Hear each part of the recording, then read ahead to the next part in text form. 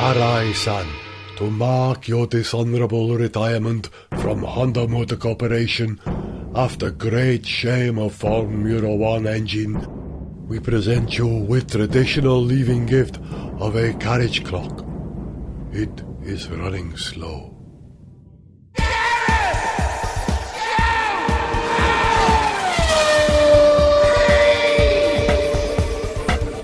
Hello, welcome to Gareth Jones on Speed. I'm the Gareth, he's the Zog. Hello. He's the Richard. Hello. And I apologise for starting the show at a hell of a rate, but I have a sort of sense of stop press about me.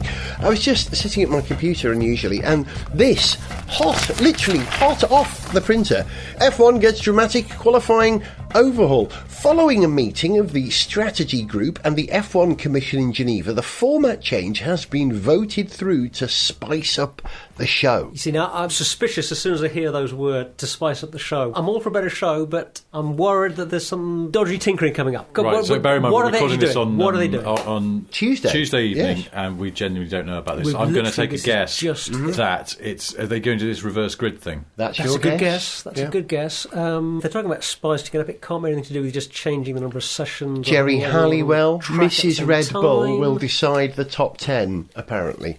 That's how they're spicing it up, right? All right, qualifying will remain as a 1 hour session.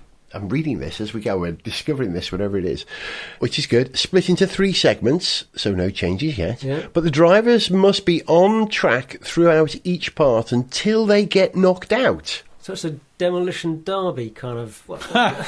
So without Pastor Maldonado... They have to keep circulating until they're eliminated. Is that what they're saying? So why it's a knockout? So what happens when you have to stop for fuel? Is that what it means? Have you got to run? That they have to run continuously. They have to lap continuously. That's what it sounds like. Details on how this new qualifying format will work exactly have yet to be decided, but the general outline has been agreed. Q1 will now last 16 minutes. And after 7 minutes, the slowest driver will take no further part in the session. Well, immediately this sounds like it has an elegant simplicity. No, not elegant simplicity. I mean needless complexity. It's musical chairs, isn't it? The last one, not to find a grid slot, sits down. This is... Every 90 seconds thereafter, the slowest will be knocked out until there are only 15 drivers remaining. So it's sort of musical chairs. Yeah, pretty much. There are going to be radio messages going out. You're in the drop zone. You need to do a fast lap within the next 90 seconds. That bit is quite interesting. All right, I'll take it back. This has promise. After a short break, Q2 will commence and last 15 minutes with the slowest driver eliminated after 6 minutes. So the same as part 1, but it's shorter. With 6 rather than 7 minutes for no apparent because there are fewer cars on circuit, I suppose. Yeah. So less action over time. As was the case in Q1, the slowest driver at the time will be knocked out at 90-second intervals until 8 remain. So the same sort of continuing process, eroding your Maldonados and your pay drivers. The next 5 drivers will drop out at 90-second intervals. No, hang on, you've missed a bit. Q3 will last 14 minutes and see the process repeated again, with the slowest taking no further after 5 minutes. So same, but in the time zone for your drivers. Okay. The next 5 drivers will drop out at 90-second intervals, leaving the final 2 drivers to fight it out for pole in the final 90 seconds. Wow, that's quite final 2 drivers. Can't quite imagine how this is working. Yes, it's likely to make the end of the session a bit more dramatic as drivers who are out there are trying to avoid getting knocked out. But I wonder whether this is going to stick, simply because if you do this format, you are going to have, at the same time that you've got drivers trying to put in a quick lap to avoid being eliminated, you're going to have a bunch of other drivers out there who have to keep circulating, because that's what the rules say, who aren't trying to set a time. They're going to be lapping slowly, they're going to be getting in everybody's way. That's a safety issue. This sounds like this is setting it up for safety problems. What they're doing, as far as I can tell, is that they appear to be packaging it so there is an event every 90 seconds. You know, that one's gone. Oh, that one's gone. Yeah. Rather than at the end of the session, they're spreading it as soon as the action starts. Well, after the first, 7 minutes of the first 16-minute session or something? 7 over 90 times 2, if it's the second one, divided by the number of drivers, which is 14 plus 1 plus 9 is pi to 4, yes. So it's good and simple to understand. It is, isn't it? Yeah. Is it Q1R squared or is it Q3? Unless we've massively pi misunderstood cubed, the crucial part of this, which is that none of this takes place on the track. It's all happening, actually, inside a massive wall of death. I like the way you think. Now I'm watching. Yeah. It would actually have quite a radius, that wall of death. Oh, yeah, it's got to be huge because there's going to be 20 cars inside it. But my God, what a spectacle. Now you're talking. We're talking about 3D thinking here. We're thinking two-dimensionally in Formula One terms. Let's get them up on their sides on a wall of death. And we know we're always told that F1 cars can drive on the ceiling. So we're sticking to the side. Let's get on the side is not as hard as top of a tunnel. Side of a wall of death. The noise as well, because maybe you could sell seats in the middle. Yeah. And the sort of rotating seats, the reverb around as there's just 20 cars. That's again answering the criticism. The cars don't sound exciting enough. Well, 20 of them, in the middle of the like a bunch of hornets inside this enormous temporary superstructure. Because obviously it's got to travel around the world. Rendering it exciting as well because it might give way at any moment. You're not going to run the whole race on your wall of death. No, it goes back to the track for the race. Don't be silly. But seriously, when are they proposing to start this? Well, if they're going to do this, when are they going to do it? The change will require ratification by the World Motorsport Council, which meets next on March the 4th. Soon then. Next week. Yeah. Okay, that's interesting. I wasn't expecting to be talking about that at this point in the show. We've had 2 days of testing so far. I was just going to talk about the look of the cars, but suddenly we're having to talk about the racing. So Haas, obviously it's testing, you can't really tell anything, but it seems like Haas weren't too far back, so that's looking potentially promising for them, as long as they don't have too many bits falling off the cars, Well, they lost a wing, didn't they? They did lose a wing, Play a game with you. I'm going to read out some nomenclature, right? Can you identify the car from the nomenclature? If I say RB12... Red Bull... What are we doing here? You're guessing the team. Yeah. Okay. RB12 is a car belonging to... Red Bull. Red Bull. Easy one. Yeah, okay. W07? Or is it W07? How did I've given the answer now. Mercedes. Is it W07 they say? Or it's W07? Actually, I think W. Yeah, isn't there some... W0? 007, W07, W07. Yes. Yeah, so it's the Mercedes. Have you seen the air intake on it? It's like something from the 70s. They've got this massive Etch-a-Sketch-shaped air intake behind Lewis and Nico's head, which is sort of segmented into clearly 3 separate sections, and they're venting air to different parts of the car. Innovation! Like it. I call it the big gulp. It looks like a bloody great big gulp cup of Coca-Cola. It's huge. Okay, FW38. Will.i.ams. It's Williams, Will.i.ams. Frank Will.i.ams. Yeah, going for the hip young I'll try out there. Very good, yeah. VJM09. Oh, Force India. Yeah, either that or there's a South Walian team in Formula 1 now. RS16. Renault. Renault? Yeah, Very good. Yeah, and the RS stands for? Renault Sports. Yeah. How have they arrived at this number then, do we know? Well, presumably they're looking back at their F1 history and they're saying this is the 16th F1 car they've built, the 16th season that they've... No? It's the 16th time they've owned that factory. That's more like it. Woo! VF16. Who's the VF16? Oh, I know this one. That is the Haas, and the reason is that the first machine tool thing made by Gene Haas was called the VF1. It was called the VF1, the very first one. Well, the category of machine, was it not? Vertical machines are all V. It was a V, and then they put the F first first. One. Yeah, their first vertical. So VF has become a Haas internal thing. Right, so VFs 1 to 15 were all machine tools. 16 is a racing car. Or maybe not. I don't know. Actually, maybe their other racing cars were also VFs. I don't know. Actually, I'm maligning them. It's an interesting one, though. I like the reasoning for this nomenclature. Okay, SF16H. Ferrari. Yeah. Correct. Yes. What was it last year? F15T, wasn't it? That's right, yes. So they've adopted hybrid as their nomenclature this year. Which is interesting. Do you know why? Because last year it was the T. Good marketing because they were putting turbos into their road cars. Yeah. With the 488 came along, before that the California T. Particularly, you could go T, like our Formula 1 car. The H, hybrid. Does that mean there's a hybrid Ferrari coming? It does. Yes, does. they are, because Ferrari are getting into hybrid technology for their road cars. Yeah, they are. They have to. Everybody is, but you're right, Ferrari are talking about it. Well done them. Okay, STR11. Toro Rosso. Yeah. Squadro Toro Rosso. Scuderia Toro Rosso, I think. Yeah. It used to be Squadra Toro Rosso. Actually, is the S not for sugar-free? It's a shameless marketing attempt to covertly sell fizzy energy drinks. I love the way that we've got a tag-sponsored engine in Formula One at the moment. Tag Heuer, oh no, we make engines like we used to. Porsche, who developed the last Tag Heuer engine for McLaren, wasn't it? Yeah, which wasn't a very good one, was it? It was very heavy. Wasn't the Honda, But now they're just slapping their badge on a Renault in the Red Bull just to wind Ron Dennis up. Surely he's going to be grieving about that, isn't he, Ron? No, I don't think he'll experience the human emotion of grief. He's got other things to worry about. Talking of which, MP431. We know that is, don't we? McLaren. Yeah. You'd have thought they'd be called it the M4V by now, wouldn't you? They've moved on, haven't we, from MP4, QuickTime codecs? Surely they should get more modern.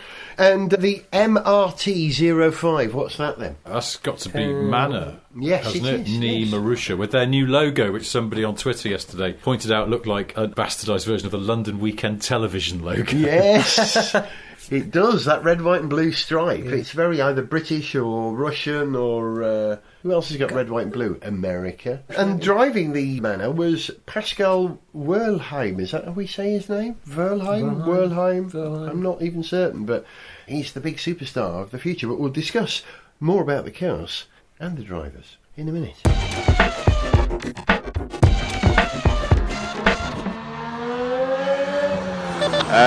That's good, Ken. Box. It's Kevin. Whatever.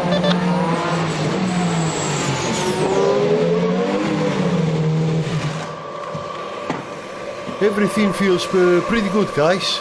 Yeah, thanks, Ken. It's Kevin. Whatever. Go and have a sit down in the back. We'll have a look at the data and get back to you. Okay, see you later. Thanks, Ken. It's Kevin. Whatever. Oh, no, he hasn't got it at all. I know. Look at the car. All the front wing is still attached. It's ridiculous. There aren't any scuffs along the side at all. And just look at the whole car. It's the right way up and everything. Where's the massive structural damage? The missing wheels? I'll tell you what, mate. He's not a patch on the old bloke. Sniff Petrol with Gareth Jones on speed! There's absolutely no point drawing any conclusions about performance of any new cars at this stage of testing, or indeed until you've got through this new overcomplicated qualifying round in Melbourne in 3 weeks or something. When is it? The season starts in December, I think, doesn't it? It's a very late start this year. But in the meantime, all we've got is the cars to look at.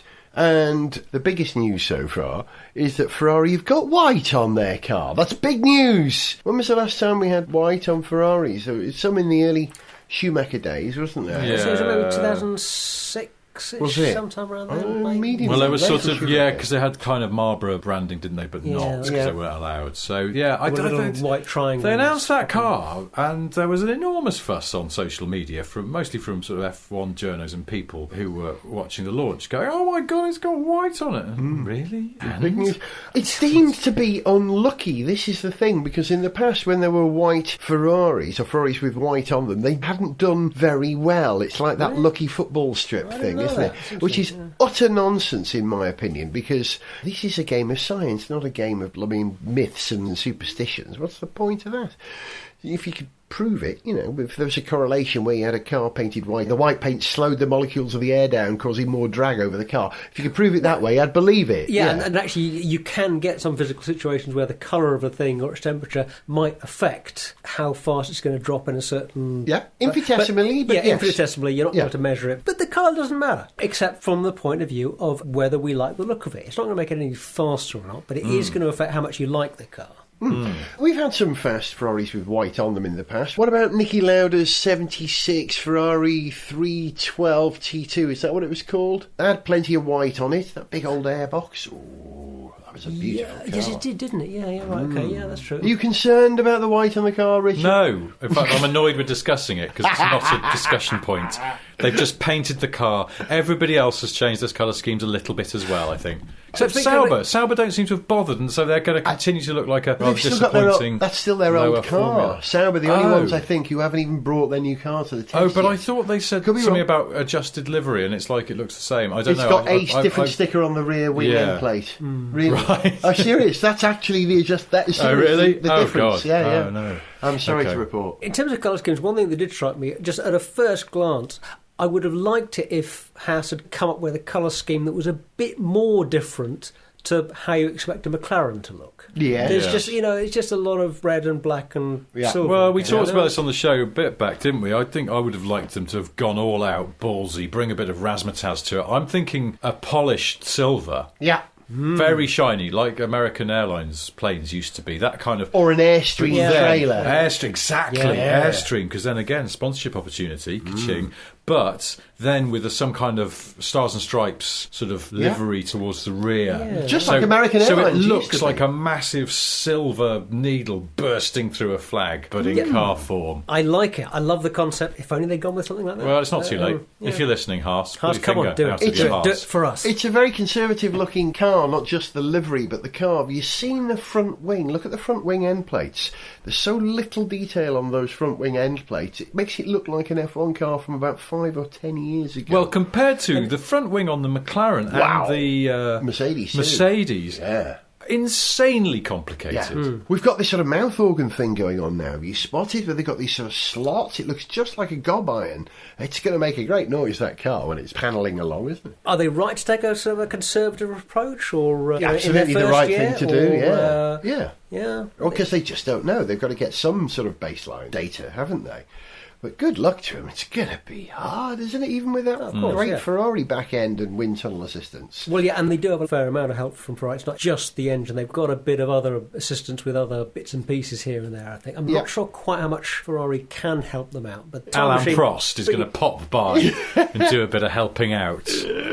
Maybe Gerhard Berger. It's like picking a football team at school. They've got a row of Ferrari legends, and they're allowed to pick 3 of them who can help out. Okay, we'll take Nigel Mansell, Alain Prost, and Gerhard Berger. And they can all just go and go, I wouldn't do that, mate. I wouldn't do that. Maybe they are helping out. That's why the front wing is so conservative, because, of course, they're all drivers from years ago. They've gone, well, that looks brilliant to us. Okay, hire him. He knows what he's talking about. He agrees with our design concept. I've been having great fun saying the names of the 2 Haas drivers in an American accent in my head. Romain Grosjean and Esteban Gutierrez. It takes about a minute to say, doesn't it? Bless them. They couldn't have chosen 2 better drivers for names to say with a big American accent, really, could they? I know you're thinking whether they could, and there is one, and no one has come yet, has it? Well, no. That's as good as it gets until we think of something else. But mispronunciation, I mean, it's the kind of name that you would expect Middle Americans to mispronounce. Yeah. I was in the US recently. I heard someone refer to Thai food. Thai food? Yeah. What? From Thailand. Oh! Thailand, rather. Thai food from Thailand. Ouch. Yeah, so it's a Romain Grosjean. Well, they could have found Rio Haryanto, who's one of the 2 drivers at Mana now. How would they say that? Rio Haryanto! Sounds like he's going wrestling. And Pascal Verlaine? Well, no one can say that. Pascal, we don't know. We don't know how to pronounce that. We can't give them a hard time if we don't know how to pronounce it. No, but then this is clearly, it wasn't enough to have Daniil Kvyat, who nobody's quite sure how that's pronounced, really, are they? And this is F1's ongoing quest to become completely unpronounceable. Yeah. He's done very well in DTM, this lad. He's a bit of a mega superstar, you know. He's Pascal He's the German Andy Priaulx.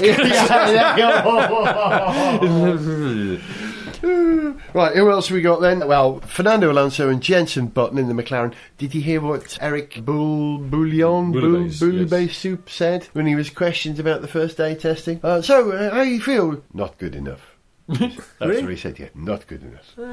I don't know how I feel about that, because, on the one hand, I like the fact that however good they were, he felt they should be better. But on the other hand, I want them to be doing really well this year, so... I don't know. Do you know what? Considering how much brave face putting on there was last season, They must have is that a double bluff? Do you think the car's actually scorching? And they're going to be blisteringly quick for Yeah, the so he's gone, oh dear, not good enough. Excuse me, I'm just going out the back to shoot myself.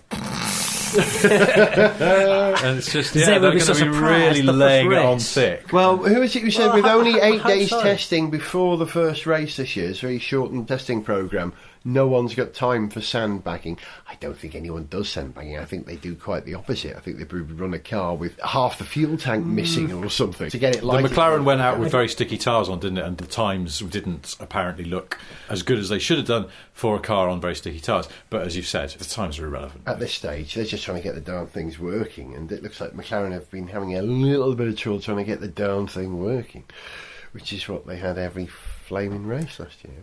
Anyway, Force India, Nico and Sergio Perez, their car looked quick. It was quickest on the second day, I believe, at some point. Not that that means anything, but, you know, Force India? Really? Really? But that's the thing, it's irrelevant. It's all irrelevant. Yeah. We should stop talking about it now, because it's just irrelevant. Okay, let's not talk about it. I saw a funny cat this morning. Did you? Yeah, it's really funny. Had a very squashy One of those face. internet ones. Maybe. Actually, I was just talking. Do you know, I was talking to yesterday. It was a friend of the show, Johnny Smith, and he's just got 2 cats. And he told me something which I didn't know. Those sort of funny, rare breedy type Persian-y cats.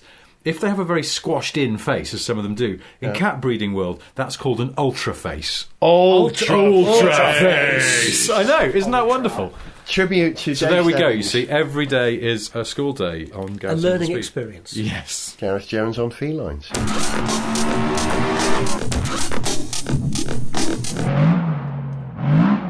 So, Stefano Dominicali, congratulations on your new appointment as the head of Lamborghini. What are your plans for the famous name? Well, to make the cars a little slower than some other cars, and then get sacked. Textbook. But I will be doing a lot of TV interviews in the meantime. Of course you will. Gareth Jones on speed.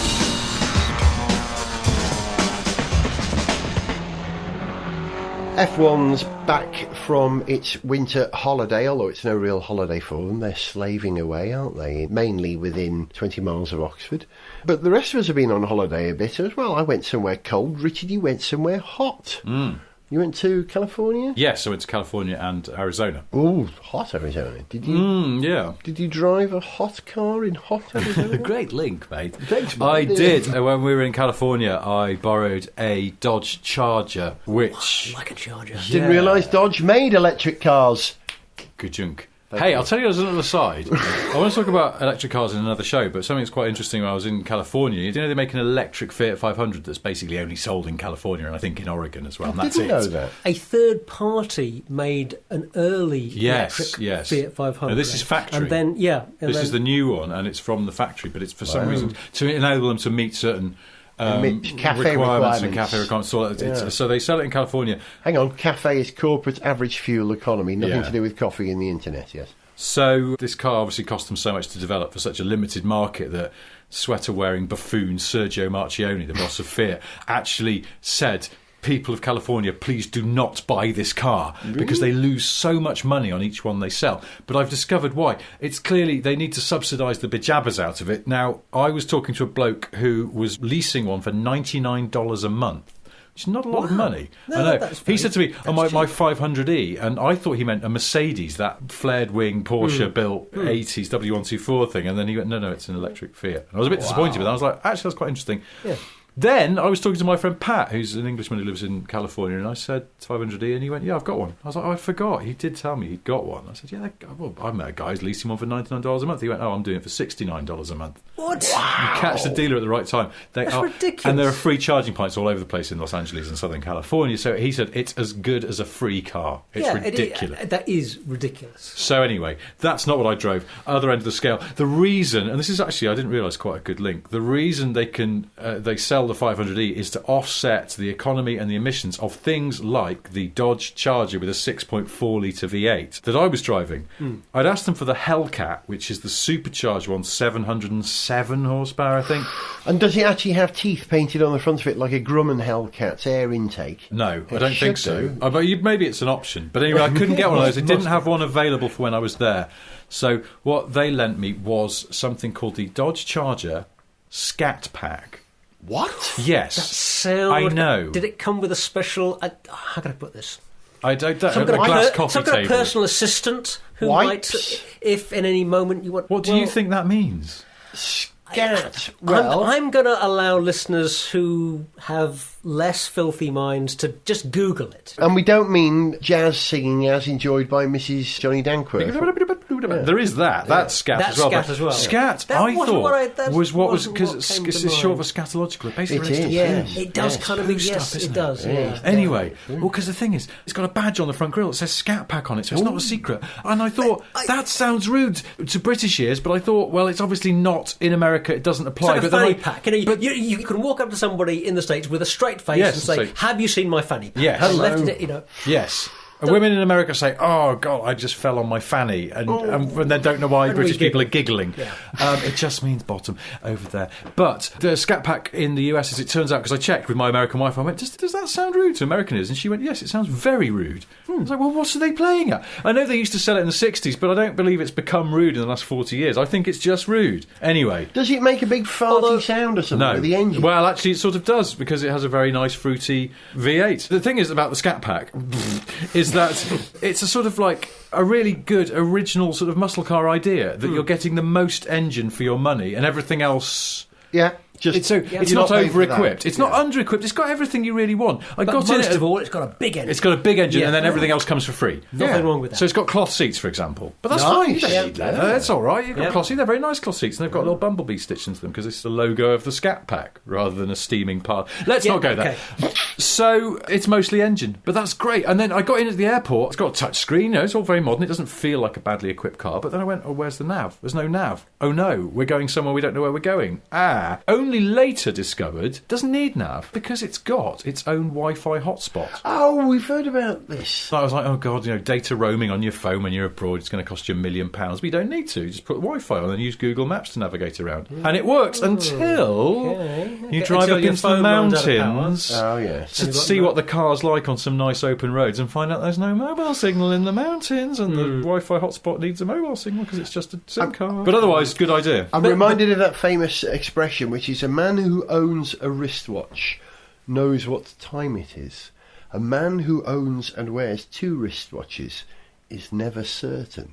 And so a navigation system Confucius said that, didn't he? I think it was him, yes, he invented the wristwatch. In this case, a man who has a Wi-Fi connection knows where he is.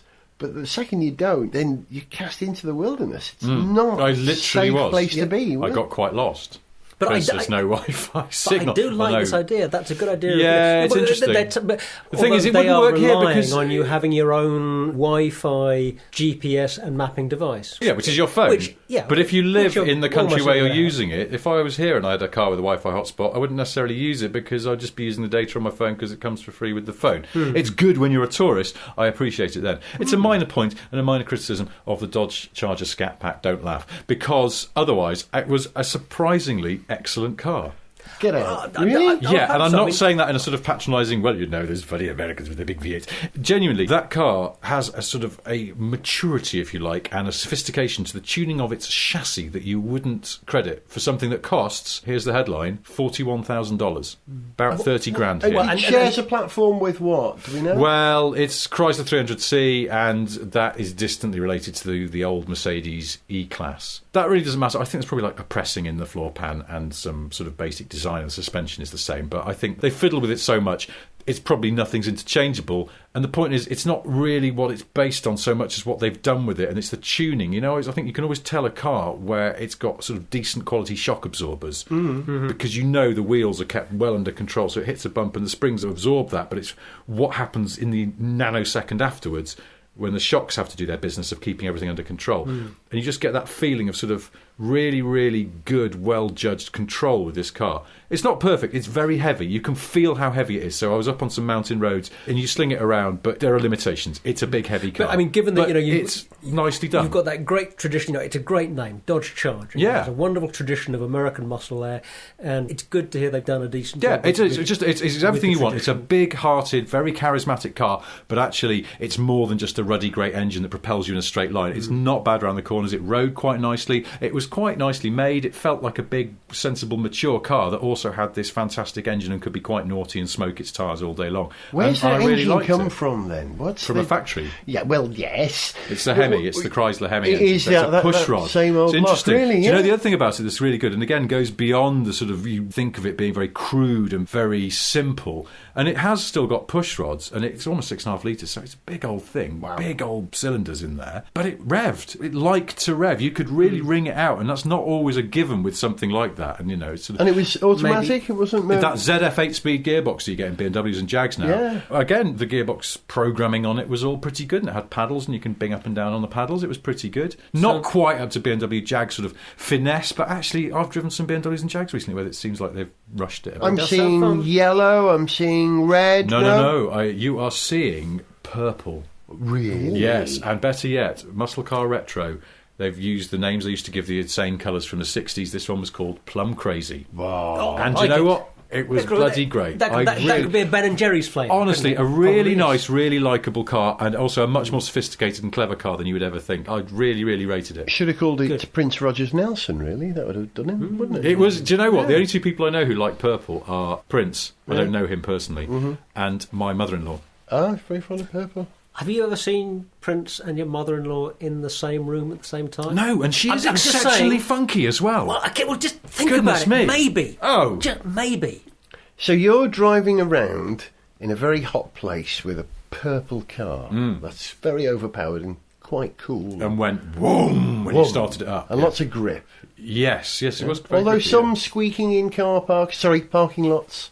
No, not as much as you'd think, because actually I looked and it was on some pretty high quality, what were they, Goodyear tyres? But no, maybe they weren't. Firestone. They were proper performance tyres. They weren't those stupid American tyres that are designed to last 150,000 miles, so they're made of rock.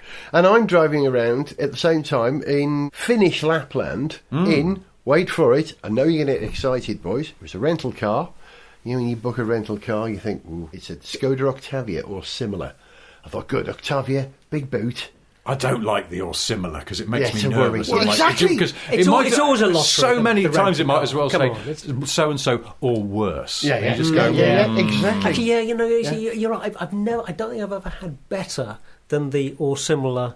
I did. It's No. all, Well, unless you get upgraded. Get the Actually, same very thing. quickly, we went to Arizona and we flew there, so we had to get another car. And for a few dollars more, they let me upgrade to a Ford Explorer, which is interesting. I won't bore you with it because it wasn't as good as the Charger by any means. But anyway, Didn't have Firestone tyres? I did because basically they were trying to get me into a Kia Optima, which is fine. You know, it's an okay car. But the man was insistent that because we had a child, we should have a minivan.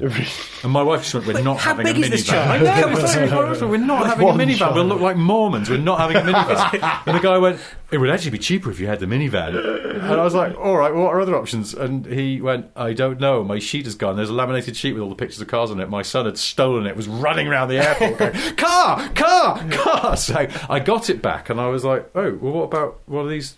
Was this Ford Explorer? Have you got any of those? And he went, yeah, we've got loads of those. Do you want one? And I was like, yes. Why wouldn't you? Yeah. Blended in as well in Arizona, SUV. Otherwise you look a bit silly in a normal car. I blended in my brown car in the snowy wastes of Finnish Lapland. It was as brown as a Ford Capri, this car. Really? Do you know my Explorer was brown? It's like, I've been saying for years brown is coming back. Now it's back. Yeah, official. brown. And it was on a Toyota Avensis, which most people might be disappointed about if they went and got a hire car. I wasn't, because I knew it would have enough room in the boot for all our stuff. I've had experience of the car before, drove it up to Derbyshire, but most of all, this was the petrol version. Oh. Which meant Bet it was nicer, wasn't it? the engine's built in Deeside in North Wales, about 10 miles from where I grew up. So I fell to kinship. I'm serious with this car.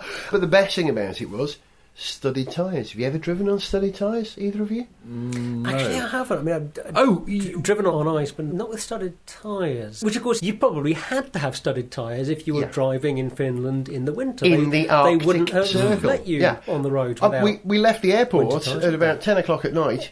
pitch black, snow, chucking it down, snow on the ground. You got to drive on that, mate. And studded tyres. Oh, it's amazing. And it really was. What happens if you get to a piece of just clear tarmac, or does that never happen? On the Almighty last noise? day, no, I never noticed any noise at all. The studs are sort of recessed into the rubber. And somehow they, with the distortion of the tyre, managed to poke out.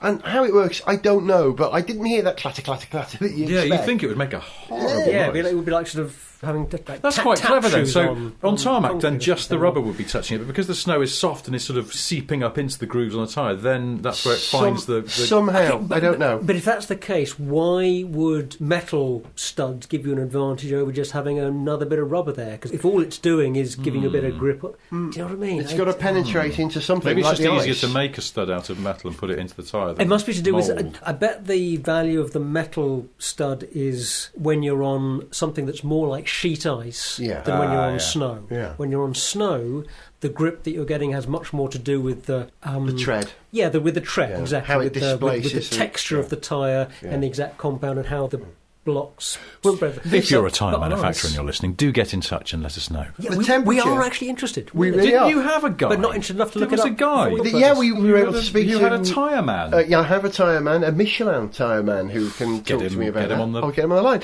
I think the whole stud thing works because when I arrived, it was -10. The temperature never got above -4 the whole time we were there. So we're practically talking permafrost here. Underneath the road, underneath the snow on top of the road, there will be ice. And I think those studs penetrate the ice and lock onto that. It was such a joy. It was actually quite difficult to get it to break away. I had to use quite And you a were lot trying. I really had a good go. I had a great go, a really good go. Because you have to. Because the locals, they all drive like Juha Kankkunen. And if you're out on the road, if you're not doing at least the speed limit, a truck will be in the boot of your car. You've got to get a move on. You've got Really? to. Oh, you've got to. Yeah, they Wow. drive like Finns. Ah. In order to finish first, you've got to be Finnish and finish first, I think. You've got to be the first Finn across the finish, something like that. Yeah, that's it, yeah. And they have lots of other stuff as well. The car was brilliantly prepared when we picked it up at the airport. And here's a good tip if you ever want a free car for a holiday. They warm the car for you, right? They have the option of plugging it in so you can heat up the system to stop the oil from freezing. But at this little airport, I won't name it, in Finland, the hire company I use just start their cars and leave them running in the car park with the keys in. Wow. And just so when you get in, it's like, it's warm, you know, and it hasn't frozen. So if you want a free car, go to an Arctic Circle airport and just go and help Just yourself to one, Look mate. for the Yeah. cars that are sitting idling in the car park. Yeah. And they do have this plug-in thing as well. I don't know exactly how it works, but there was a connector. Block heaters, aren't they? Is that what it's called? Yeah, they have them in. Block heater. It's just a bit Yeah, of in Canada a as bit of a well. coil around Heard the of them, block. never used them. Yeah, I guess so. Well, they have electric points everywhere. Outside the place we were staying, at the car parks, we never needed it. It was, I think, when you get to like -30, that's when you need it. But the snow was, twice my height if they didn't clear it. So and stays there. Doesn't go to slush. It's so cold, just stays. I also drove 2 other things while I was there. Bit of snowmobile action, which was fun. Not quite enough fun because my son was on the back and I couldn't really wang it. But I did fall off. Was It this did- snowmobile racing? A la Oh, we sort were of on a guided Kimmy, tour. or was this It was a bunch of us, about 8 of us, on these big Rotax-powered things. Off a track, they have these tracks up through the wilderness. We went and did a bit of that. And Oh, fun. I was dropping back and letting the guys in front get away so I could then floor it. And yes, we did get some air on lots of occasions. And I fell off. It was great. And then did a bit of husky sledding as well, which is still driving. Okay. I drove a husky sled. Violet drove it and she cried. She was so happy. Oh, I know. There's something beautiful about it, isn't there? Ah, no, there's nothing beautiful about husky sledding. What? Because huskies have a special skill. Oh, yes. Is this something scatological? I'm Yeah. thinking. They don't need Each to husky stop comes with a scat to pack. poo. They can run and poo. Okay. Mind you, so can an old Labrador. But Actually- our friend's old Labrador, when we stayed in the States, I've never seen a dog that could do this that's not a husky. So he'd be just waddling along and just some poo would fall Let out it of him. go. Yeah. Well, this was I great. mean, I can see that there could be an advantage to this. I can also see that there's a disadvantage to huskies being able to Advantages have a for dog. them entirely. Yeah, Exactly. Advantage them, disadvantage Yeah. person Yeah. being dragged behind the husky. Yes, yeah. Well, yeah. the one I did it with, the sled had a sort of shield thing, sort of canvas bag. Oh, really? I think at the front. A Just- scatter. I think it was just, it was like an early dashboard on an open Literally, car. yeah. Yeah, it was just a Scatboard. Badoom. I think we'll leave it there. You've been listening to Richard Porter. Goodbye. To Zog. Goodbye. And to me, Gareth. And as this is the nearest show to St. David's Day, the tradition on this programme is I play you a piece of music that is vaguely Welsh related. So here's something in the style of a man who I reckon to be a prototype for Goldie looking chain, in the style of the mighty Max Boyce. This is Max Pace and a song called Jones the Speed. Happy St. David's Day. Nice to be home. This is a story of a Welshman who attempted the world land speed record. Let me tell you a story, one of my favourite tales. I suppose I should sing it because I'm from Wales. It's about a Welshman, that's no surprise. But when you hear what he did, it'll open your eyes. It's a tale of achievement on the edge of absurd. I should say that this may or may not have occurred. A lad from Llanidloes whose ambitions were great shot for the world land speed record on St. David's Day, March 1st, 1888. La la la la la la la la la la la la la la. He built a car in a shed in Llangefni that astonished the locals. What he proposed was quite scary. The fastest car ever. Raw speed was his goal. Not petrol, gas, nor electric. It was powered by coal. The doubters all said that he would succeed. But with Welsh engineering, he soon took the lead. So the Cymru in Wales, we all agreed, henceforth he'd be known as Jones the Speed. La la la la la la la la la la la la la la. The steam pressure system came from Wrexham in Shirk. The schematics were drawn on Welsh slate with chalk. I have to admit the steel rail was from York, but the central point for most of the work was Llanfair, Pwllgwyn, Gatesbrook, a Chwyrn drop with Llan Sicilia, go. La la la la la la la la la la la la la la. He built a track up a mountain, took 26 months. Logistical challenges and technical bumps. He overcame them all, made great strides, leaps and jumps, using levers and pistons and boilers and pumps. With Welsh mountain gravity and high pressure steam, he built the fastest rail carriage the world had yet seen. It would descend from heaven at a pace that's obscene. A bigger Welsh project, it was painted red, white and green. La la la la la la la la la la la la la. He said, right boys, I'm ready. Sang his three favourite hymns. He took safety precautions for his head and his limbs. Donned his Sunday best jacket and a pint and a fag. Turned his flat cap round backwards to lower the drag. He hugged Jones the chapel, shook hands with his wife, jumped in the carriage, and despite the risk to his life and his wife's failing health, he did it for Wales. He'd drive it himself. La la la la la la la la la la la la la la la. It hurled down the mountain, an incredible train, a fabulous vehicle, speed continuing to gain. Then it went wrong, and to his disdain, he hit one of those bumps and took off like a plane. And although it's quite tragic, being Welsh too, it's comic. He missed the land speed record, but went supersonic. It had so much momentum, it flew like a hornet. It went like a comet and achieved low Earth orbit.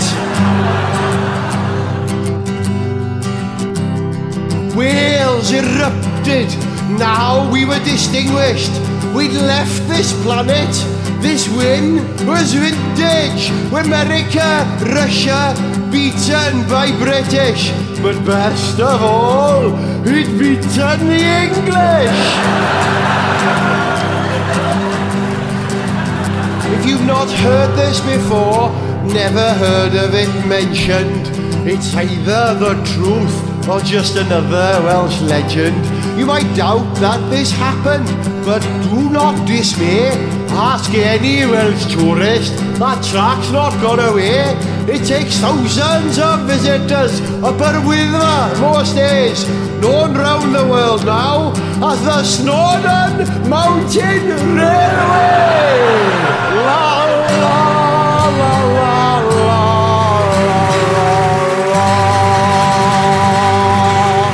Thank you very much indeed. Thank you. To send us an email, see pictures, get song lyrics, join our Facebook fan site, follow us on Twitter, or to find out about sponsorship opportunities, go to garethjones.tv. Gareth Jones on Speed is made in London by Whiz Bang. Gareth Jones on